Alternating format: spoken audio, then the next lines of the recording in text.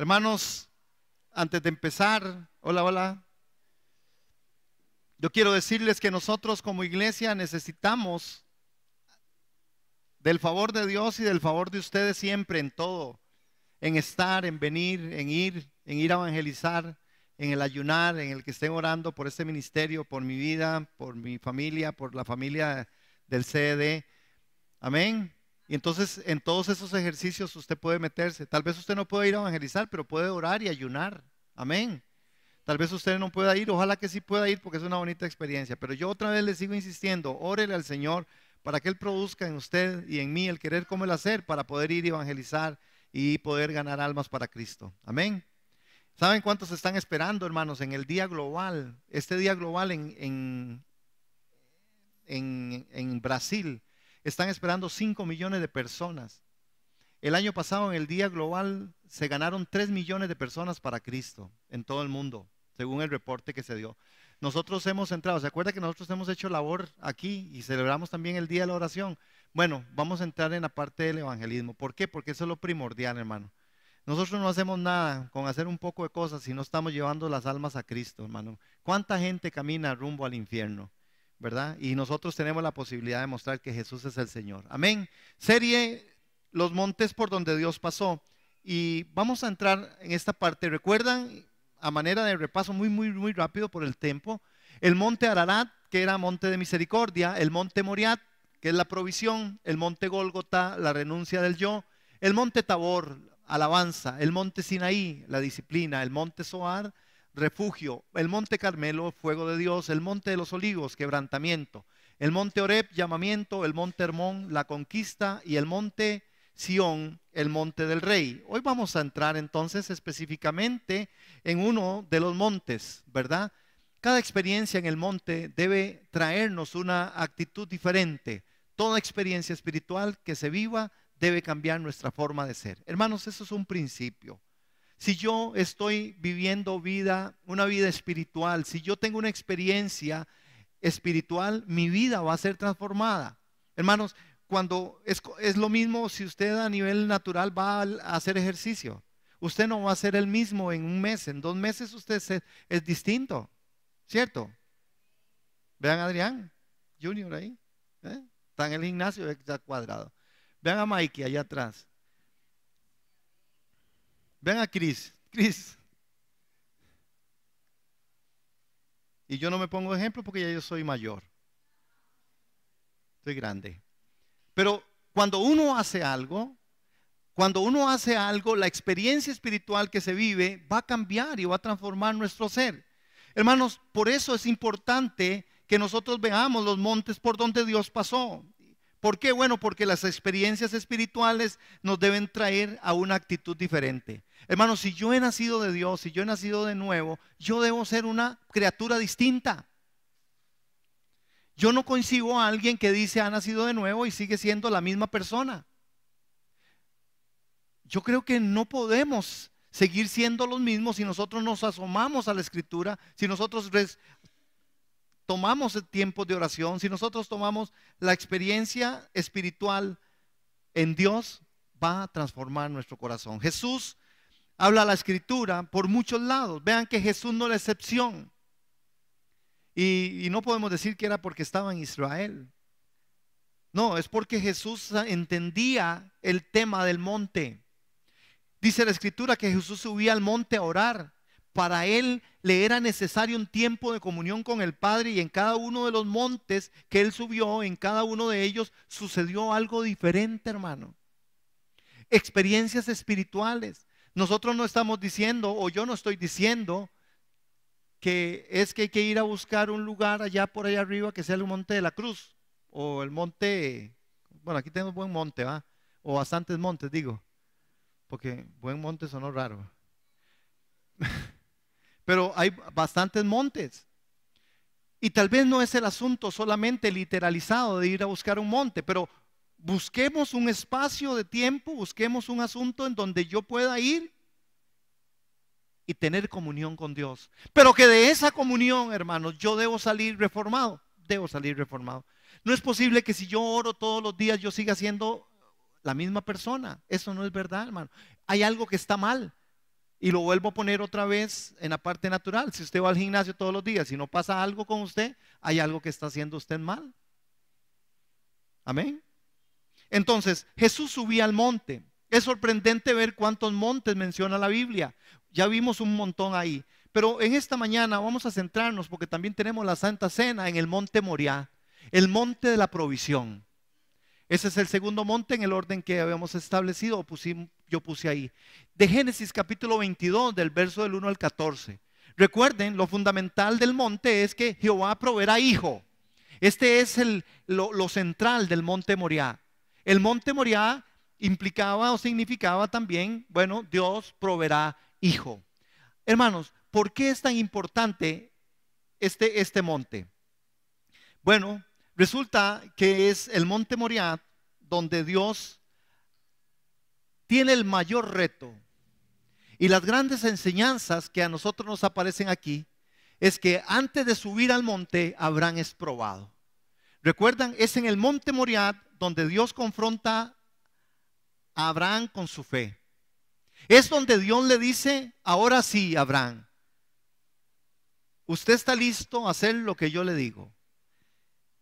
Vemos nosotros que antes de que Abraham suba al monte, Abraham es probado. Es decir, cuando Abraham va de camino, cuando Abraham oye la voz de Dios, la prueba llegó. ¿Qué implica esto, hermanos? Cuando nosotros, y no traje un cuadro que hice porque por el asunto de espacio, pero hay un cuadro perfecto entre Abraham, Isaac y Jesús en el relato de Génesis 22 versus Juan y algunos otros textos del Nuevo Testamento con respecto a Jesús. Es impresionante poder ver ese paralelo. ¿Por qué? Porque lo mismo que Abraham sufrió, Abraham siendo probado en fe, es la misma prueba de fe que nuestro amado Señor y Salvador Jesucristo. La disposición diligente de Abraham, la entrega por amor, una adoración verdadera, todo esto, hermano, en ese monte se va a ver.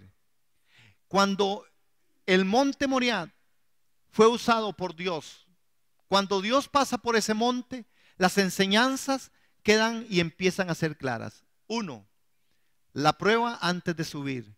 2, la disposición diligente de Abraham. 3, la entrega por amor. 4, una adoración verdadera. 5, Dios va a proveer. Es una de las enseñanzas. Y se ve la doctrina de la sustitución. Si usted está notando, yo sé que lo pasé muy rápido, pero como vamos a ir uno a uno ahí en lo posible, entonces usted va a ir rescatando eso. Pero estas son más o menos 6 puntos que se levantan en el monte Moriah. Y usted me podría decir: ¿y por qué yo no puedo experimentar esto en otro lado? Si hablamos del presente, usted podría y debería experimentar estas cosas en medio del lugar donde usted usa para orar. Pero estoy hablando de la parte del pasado. Esto fue una verdad para Abraham. Esto fue una verdad para Jesús. Estas enseñanzas, todas estas. Y tendrá que ser una verdad para nosotros. Si nosotros nos disponemos en nuestro corazón y entendemos que Dios nos quiere llevar al monte de Él, a ese monte en donde Él probó antes de tiempo o antes de subir a Abraham. Dios probó a Abraham. En el Salmo 24:3, nosotros vemos, y me acompañan si gustan ahí, para que vean ese salmo, como el Salmo 24:3 dice. Salmo capítulo 24 y verso 3.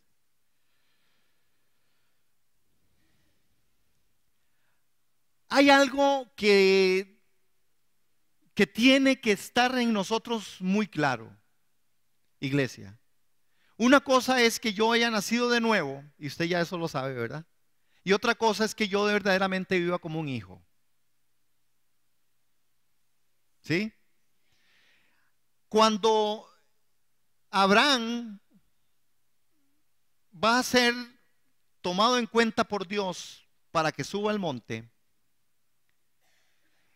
ya el salmista y David después, tiempo después, Y yo creo que basado en todas esas experiencias que él conocía, hace una pregunta que es una de las preguntas bien interesantes en 24:3. ¿Quién puede subir al monte del Señor? ¿Quién puede estar en su lugar santo? Hermanos, esta pregunta es una pregunta, bueno, pero directa. ¿Quién es el que puede estar? Interesantemente, el salmista dice, ¿quién es el que puede subir al monte de Dios? ¿Quién puede subir al monte santo? Pero entonces, el tema del monte no es un asunto de que es cualquiera el que puede subir al monte. Y yo soy salvo y por ser salvo puedo subir delante de Dios. Y yo tendría que decirle, sí, escrituralmente eso dice la Biblia, pero si su corazón anida pecado, si su corazón o el mío anida enojo, si su corazón y el mío anidan autocompasión, usted si quiere ora, hermano, y yo le puedo decir que esa oración no pasará. Por decreto de ley de Dios, no pasará. La oración del justo puede mucho, pero el justo es aquel que puede subir delante de Dios cuando está en rectitud. Hoy me escribían y alguien me puso, Dios aborrece ese dicho, ¿verdad? Dios aborrece al pecador, pero no al pecado. Y no pude soportar, no pude decir, y yo dije, ¿cómo es? Ah, bueno, sí, es que yo le contesté, no, no solo aborrece al pecado, aborrece también al pecador. Y es verdad. Entonces yo le puse ahí y digo, bueno, no solamente aborrece al pecado, sino aborrece al pecador que no se arrepiente. Dios no quiere al pecador que no se arrepiente. Dios no lo quiere, hermano. Porque hay una forma en la que nosotros no podemos brincarnos. Hermanos, si tenemos que caer en la claridad, Dios tiene y da oportunidades todos los días. Todos los días, mientras usted esté respirando, usted tiene oportunidad. ¿De qué? De arrepentirse delante de Dios. ¿De qué? De rectificar en actitudes incorrectas. ¿De qué? De buscar el corazón de Dios. ¿De qué? De pedir perdón. ¿De qué? De humillarse ante Dios y delante de las personas. Hermano, ¿qué justificación? Entonces yo ponía ahí, no, pues Dios no es verdad que Dios ama al pecador. No, Dios ama al pecador que se arrepiente. Porque Dios no puede amar, hermanos, si no ama al pecado, tampoco al pecador que no quiere arrepentimiento. Porque ¿qué es a lo que a nosotros, hermanos, nos quita? ¿Qué es lo que nos impide llegar a la gracia de Dios? Si la obra de Cristo es extensa y eterna y grande, lo peor del caso, o a veces lo mejor, es que dentro de la iglesia de Jesús hay mucha gente que quiere seguir viviendo en pecado. ¿Y usted cree que entonces Dios ama al pecado, al pecador? Dios podría amarte.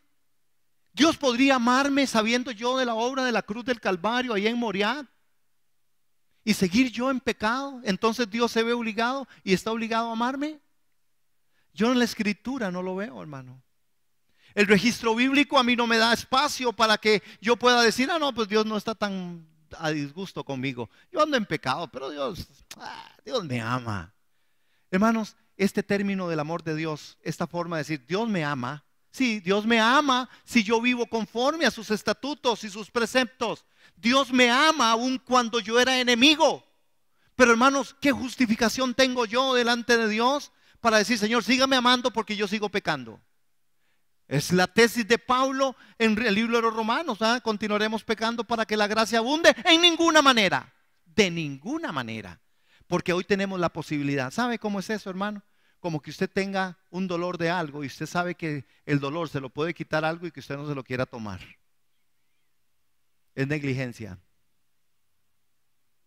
Eso es algo que solo usted, si usted sabe que eso le quita su dolor, pues hágalo. Amén. Este punto es muy importante porque no es de todos. No son todos los que pudieran entonces subir al monte de Dios. Son los que tienen manos limpias, son los que tienen un corazón puro, son los que no rinden culto a ídolos, los que nunca dicen mentiras. Dice el texto, ellos recibirán bendición. Hermanos, nosotros estamos en momentos bien interesantes en la vida cristiana. en la vida de Dios, en la vida espiritual. ¿Por qué? Hermanos, porque a nosotros, así yo lo siento, creo que la puerta no es que se está haciendo más angosta, pero la puerta siempre ha sido angosta. Yo creo que no es que el camino esté estrecho o más, no, es que el camino siempre ha sido estrecho. El camino que lleva a Dios es estrecho. El sufrimiento es parte del tema de la vida cristiana y nosotros necesitamos entonces resolver. Bueno, la entrega por amor. Vean el Salmo en Génesis 22 de 1 y 2. Dice la escritura, cuando Dios probó a Abraham y le dijo, Abraham, ¿qué le dijo a Abraham? Heme aquí, Señor. Y le dijo inmediatamente Jesús, el Señor, toma ahora a tu hijo, tu único, a quien amas, a Isaac, y ve a la tierra de Moriah. Y ofreció allí un holocausto sobre uno de los montes que yo te diré. Hermanos, yo pregunto, las cosas de Dios, aunque usted tenga derecho a preguntar, a veces la respuesta no aparece. ¿Por qué tenía que ser el monte de Moriah? ¿Por qué no podía hacerlo ahí donde estaba, afuera de la tienda? No, porque Dios es Dios, ¿verdad? Esa es toda la respuesta y debería ser suficiente. Sin embargo, la enseñanza o las enseñanzas o las aplicaciones de la enseñanza a nosotros hoy nos sirven, y ahí es donde está el gran poder de Dios, su gran amor y soberanía, que nos enseña a través de la escritura algunos puntos que es los que vamos a estar compartiendo. ¿Por qué? Bueno, porque este es uno de los montes donde encontramos muchas perlas espirituales, hermanos. Es decir, encontramos gran riqueza, un conocimiento de la palabra de Dios y de nuestra relación con Él. Y nosotros vemos algunas cosas ahí. Antes de subir, de verdad, Dios prueba a Abraham. Hermano, yo no sé, tal vez es un tema que usted lo ha escuchado, que usted lo ha oído predicar, tal vez hasta lo ha predicado, lo ha enseñado. Pero hermanos, y no sé cuál ha sido su conclusión, pero qué fuerte es llegar a este momento de Abraham. Toma ahora tu hijo, tu único. Abraham ofrendó lo que Dios le pidió. Abraham ofrenda lo que Dios le pidió. Hermanos, y aquí hay una gran enseñanza, es una perla, porque Dios pide cosas muy específicas. Y a veces nosotros, los seres humanos, somos muy buenos para los business, dícese de negocios. Y a veces queremos cambiar el asunto. A veces queremos darle vuelta. El Señor le está pidiendo a Abraham el único hijo. Abraham pudo haberle dicho, Señor, yo le puedo dar 3 becerros de estos, de los más gordos, y le puedo dar esto, y le puedo dar. Al final era un sacrificio, al final era una ofrenda, al final. Y nosotros a veces como seres humanos, hermanos, como cristianos, negociamos con Dios algunas cosas. No, Señor, es que vea, la verdad es que usted me está pidiendo eso, pero yo voy a dar esto, Señor. A ver, ¿cuántos se identifican conmigo? ¿Hay alguien que me escucha aquí en esta mañana? Yo lo digo con dolor y tristeza en mi corazón porque soy parte de lo que voy a decir. Pero hoy tratamos de buscar tantas estrategias a nivel de evangelización, a nivel de misiones. Entonces hoy ya tenemos un tipo de misionero que ya no, usted no calza para misionero. Los misioneros tienen que ser más o menos profesionales ahora. Entonces el asunto como que se maleó, perdón. Las estrategias del hombre no competen a Dios, ni Dios tampoco se agrada. Y yo tengo mi gran pregunta y mi gran énfasis. Si sé que bien, que estratégicamente Dios pudiera usar o hacer algo, y está haciendo algo, pero hermano, ahí es donde nosotros tenemos que pensar. Ese es el sacrificio que Dios pide. Quiere decir entonces, ¿quién es el que va a subir al monte de Dios? ¿El profesional? ¿Quién puede ir a misiones? ¿El profesional? ¿Quién es el que puede evangelizar? ¿Quién es el que puede predicar? La respuesta de la Biblia es el que tiene el Espíritu Santo de Dios. Las estrategias de los hombres, hermanos, y hay una confusión en medio de la iglesia del Señor. Porque nosotros somos regidos por formas y cosas distintas. Nosotros somos gobernados por la palabra de Dios. Nosotros tenemos que ser gobernados por las escrituras. ¿Por qué cree usted que las escrituras dicen que usted tiene que someterse a las autoridades? Y usted tiene que someterse a donde usted nació, a las reglas de autoridad. Pero una cosa es que usted se someta a las reglas del gobierno del país donde usted vive. Y otra cosa es que usted sepa quién es que rige y gobierna su vida. Cuando hablamos de la iglesia, hablamos de algo distinto. Cuando hablamos de la iglesia, hablamos de una teocracia. Cuando hablamos de la iglesia, hablamos de gente dirigida por Dios como cabeza. Para nosotros, el punto de democracia debiera ser una forma distinta de verla. Nosotros, antes de democráticos, somos teocráticos. Pero uno a veces dice eso por una falsa humildad. 22:3, la actitud de Abraham. A la mañana siguiente Abraham se levantó temprano, ensilló su burro y llevó con él a 2 de sus siervos, junto con su hijo Isaac. Después cortó la leña para el fuego de la ofrenda y salió hacia el lugar que Dios le había indicado. Hermanos, vean el 4 también para comentar un poquito. Al tercer día del viaje, Abraham levantó la vista y vio el lugar a la distancia. Hermanos, noten en 22:3, hermano, la actitud de Abraham. A la mañana siguiente, Abraham se levantó temprano. Temprano. Hermanos, temprano. Yo sé lo que es levantarme temprano, pero para irme para el aeropuerto. Yo sé lo que es levantarme temprano para ir a hacer cosas que me gustan. Yo no estoy diciendo que esto esté malo, amén, hermano. Si usted tiene que viajar, llegue al aeropuerto temprano, porque si no se queda, ¿verdad?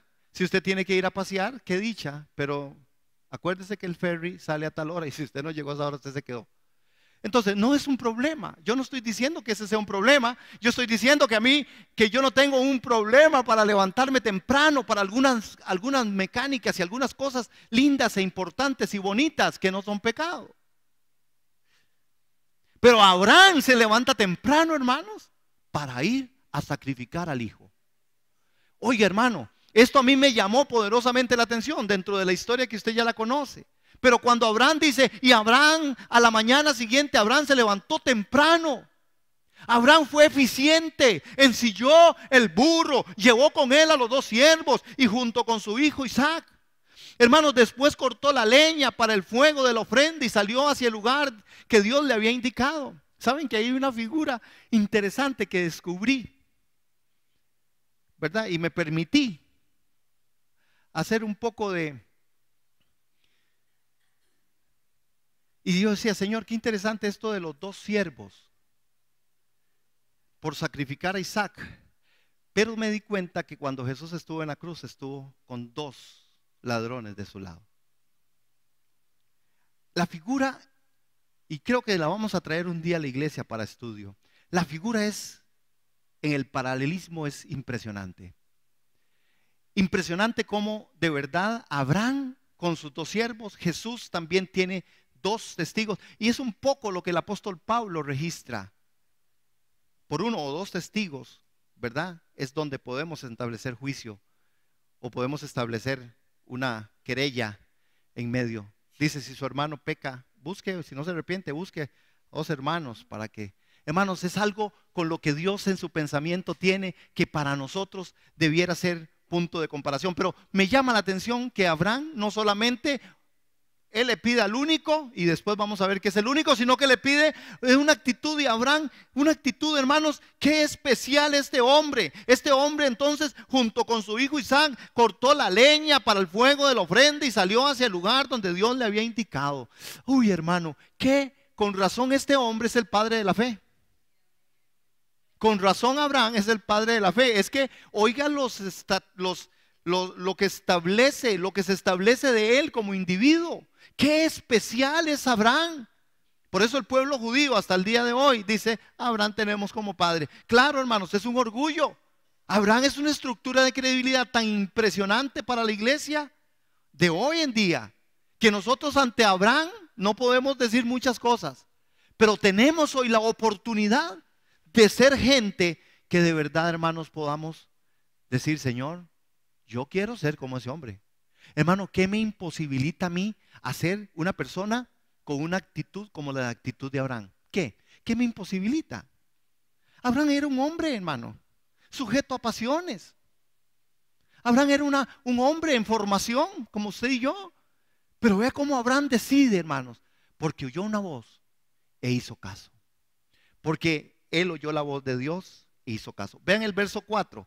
Al tercer día del viaje de Abraham levantó la vista y vio el lugar a la distancia. Noten esto, hermano. Vea, una cosa es, y yo creo que aquí tal vez todos nos podemos identificar con esto. Una cosa es que usted le digan algo y usted quiera hacerlo inmediatamente, hermano. Pero cuando usted le dicen, bueno, decisiones que cuestan en la vida, que yo creo que esta decisión para Abraham era muy difícil, más 3 días de caminar, y el chiquillo preguntándole: ¿y qué?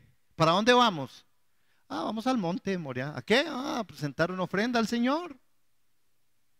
Vea que es tan fuerte que cuando llegan al momento, Isaac le pregunta y le dice: ¿dónde está? ¿Dónde está el sacrificio? ¿Dónde está? ¿Dónde está? Isaac sabía, hermano. Qué agonía pongámonos en los zapatos de Abraham, qué agonía para uno como padre, ¿verdad? Pero el punto, lo primero que nosotros tenemos que ver es que cuando Abraham es probado, hermanos, Abraham, y el término que viene en el hebreo, y lo tengo aquí, es Nakaj, es N-A-C-A-H. Ese es en el hebreo, esa es la palabra que habla con respecto a esto, que nos indica que es un término que generalmente se refiere a Dios quien prueba la fe. Eso es, esa particularidad de Nakaj es: Dios es quien prueba la fe. Es decir, el término que Dios usa para probar, Nakaj, probar la fe y la fidelidad del corazón del hombre. Ay, hermano, ¿cuántas veces, y ojalá pudiéramos nosotros tener de Dios esa revelación, y que cuando entendamos que Él está probando nuestra fe, lo logremos comprender a todas luces? Hermanos, ¿cuántas cosas nos evitaríamos? Porque a veces nosotros tomamos resoluciones del conflicto o de situaciones familiares. A la primera hacemos algo, otra vez un poco lo que estoy diciendo. ¿Quién gobierna nuestro corazón dentro de todo lo que son las leyes? Y nosotros a veces somos muy buenos para tomar decisiones, no solamente a nivel país, a nivel humano, a nivel familia, porque no discernimos si Dios está probando nuestra fe. Nakab, Dios probando la fidelidad y la fe del corazón del hombre. Probar es demostrar la calidad de alguien o algo a través de las adversidades y las dificultades. Es decir, probar es demostrar la calidad de alguien o algo a través de las adversidades y dificultades. Ay, hermano, de verdad el punto no está cuántas veces usted se cae, el punto está cuántas veces usted se levanta. Porque caídas tendremos, hermanos, pero levantarse, eso es entender que Dios también tiene una calidad, una forma de probar, y en las adversidades y en las dificultades es donde Él me prueba. Hermano, por eso hay cosas de Dios que están muy establecidas. Otro significado es acrisolar, es purificar los metales por medio del fuego, confirmar la solidez de una virtud o cualidad moral al ponerla a prueba o ser practicada con frecuencia. El sufrimiento acrisola la paciencia. Si usted quiere, repítalo conmigo. El sufrimiento acrisola la paciencia. A veces los que somos muy impacientes, nos hace falta, hermanos, en medio de nuestra parte de lo que nos falta de paciencia, a veces esa parte acrisolada, esa parte que venga de Dios y que purifique, hermanos. La prueba de Abraham fue solo para él, hermano. Eso es algo que en la actitud de Abraham se ve. Ahí no estaba Sara, ¿verdad? Su mujer. Ahí no estaba nadie más, aún sus siervos se quedan de lado. Él sube solo al monte, junto con Isaac. Solo él, hermano. En las pruebas a veces, hermanos, la familia no tiene nada que ver. Hoy que estamos en un contexto muy de unidad familiar, y yo lo creo. Pero hay cosas que usted y yo tendremos que pasar solos, hermano. Porque no lo va a entender nadie. Job fue probado y solo. Su mujer no, bueno, tiró una chinita ahí, sacó una pancarta fea, ¿verdad? Pero al final él lo tuvo que sufrir solo. Era una entrega por amor. Dios dijo, toma ahora a tu hijo, tu único, a quien amas, a Isaac. Hermano, ¿qué es lo que nosotros le damos a Dios? Dios quiere lo mejor de ti y de mí. Si usted se pone a pensar, ¿qué es lo mejor que usted tiene? ¿Qué es lo mejor que yo tengo?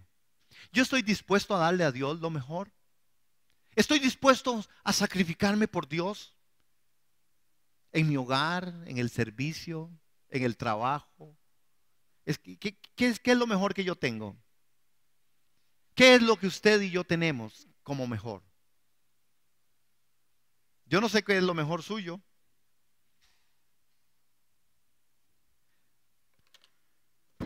Ve, hermanos, yo voy a cortar aquí para lo de la Santa Cena y no tomar más tiempo del que acostumbramos a tomar.